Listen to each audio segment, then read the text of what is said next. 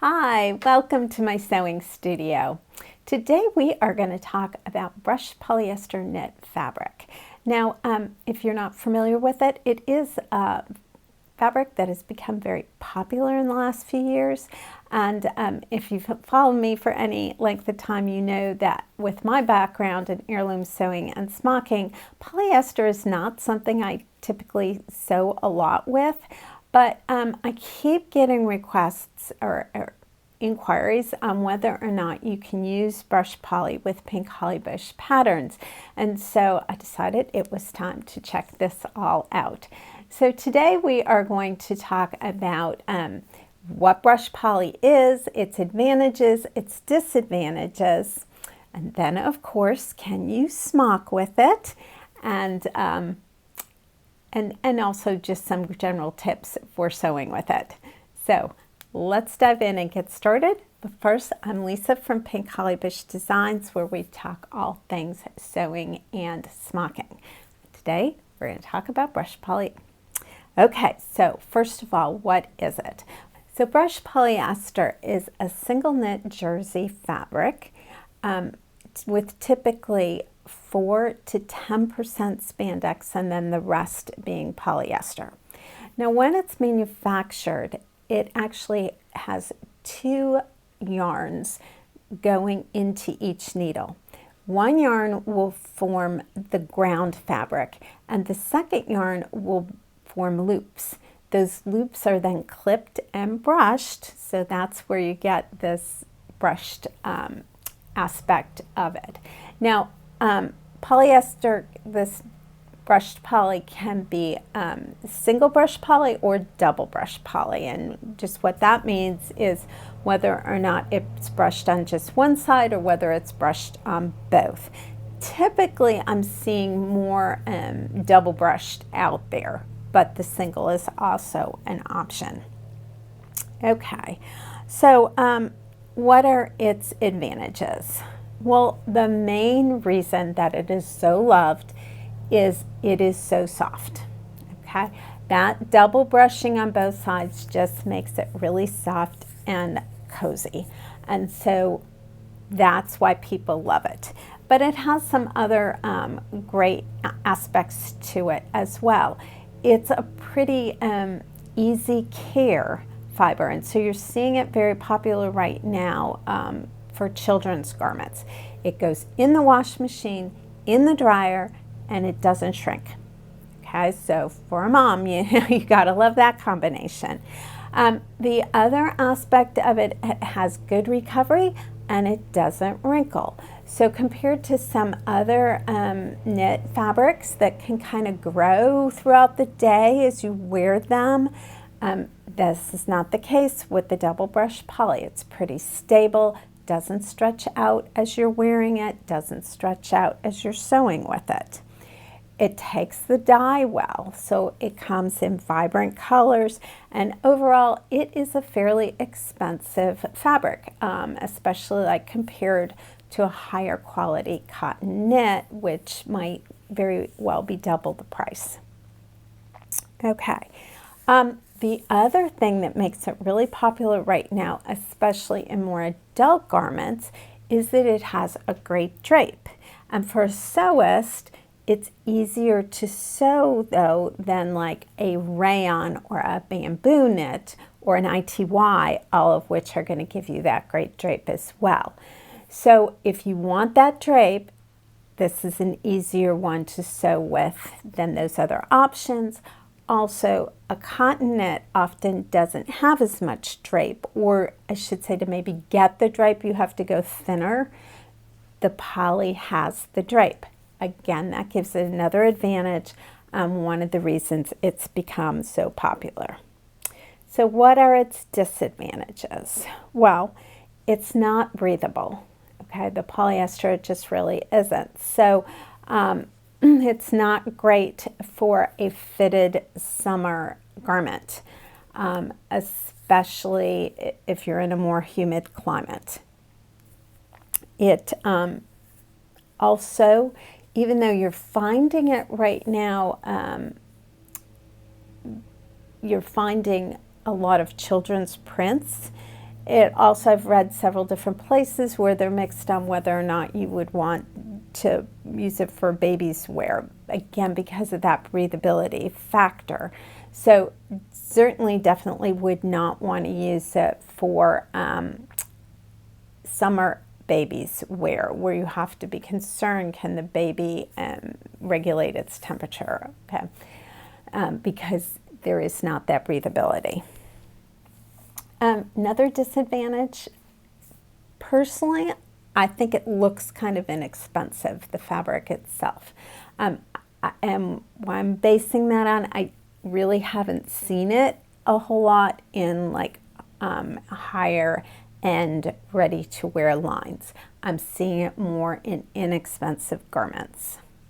So that's just my personal opinion. I'm sure there's probably a wonderful and expensive brushed poly out there that is a really high quality that I haven't seen, but just day to day what I am seeing, I think it sort of has that look of a little bit less expensive. Okay, let's talk about sewing with it. Well, as I said, it's a knit. It has that good recovery. So what do you want to do? Well, typical for knits, okay? You want to make sure you're using a stretch or jersey needle. You want to use a polyester thread, and then you're going to want to use a stretch stitch or a slight zigzag stitch when you sew with it. Also, make sure to use your knit interfacing and stabilize. Stabilize, stabilize, stabilize. I think that's the key with knits.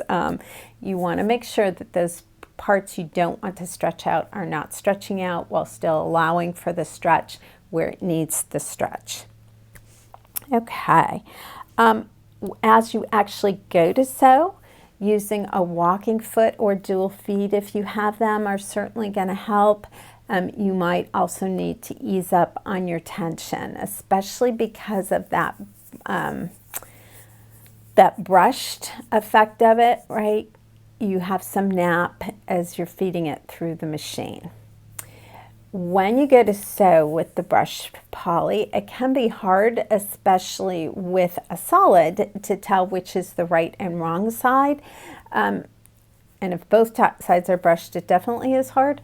But you do want to make sure that you are consistently using only one side.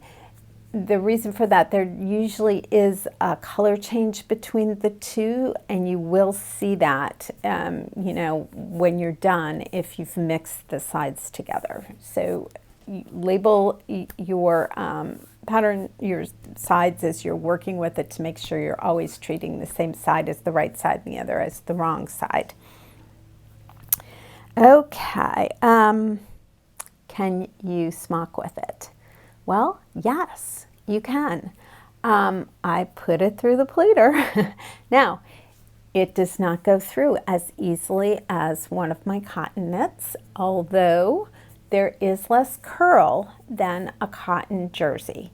But just feeding it through the pleater, the needles pierce the cotton knit very easily as it goes through the pleater, and there was a little bit more resistance working with the polyester jersey. As I mentioned, that it is a little bit easier to get started and that you don't have the same amount of curl that you do with the cotton knit jersey with the polyester. Because the polyester doesn't have as much memory, and what I mean by that is if you're used to working with a nice cotton, a quality cotton, you know when you, like a cotton woven, when you press that, it keeps that crease. If you put it into a particular shape, it kind of will remember that. There's a certain memory to cotton. And when we're pleating things with a cotton woven that you pleat, once you pleat it and you block it, there's a memory to, and it maintains those pleats very nicely. You still, of course, need to do your smocking to keep them all in place, but the cotton does have a memory to it. Cotton knit also has a memory, not as much as a cotton woven, but I found that the polyester knit has very little memory. The polyester just wants to go right back to the shape it was in. So while you can pleat it and you can put it through, I would recommend that you then do a fairly dense smocking design on when you're smocking it. Don't count on the pleats remaining there. You really have to use a lot of smocking stitches to support that and to maintain those pleats. Let me see, is there anything? If you've never smocked a knit before, please do not start with a brushed poly. Start with one of those cotton knits, preferably a cotton interlock. That is my absolute favorite. Another thing to note with the brushed poly, it does come in different weights. It can from lightweight to medium weight. The two that I am showing you right here, the print is came out at about 7 ounces per yard, and the peach is 10 ounces per yard.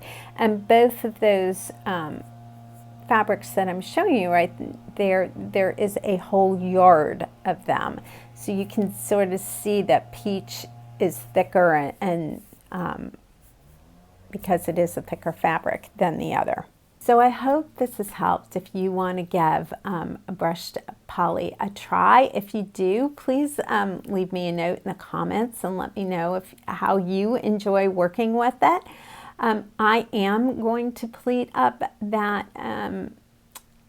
that peach knit and brush poly knit and give it a try. So follow me over on Instagram. The finished garment will definitely show up there, and I will let you know how it was to actually smock on it.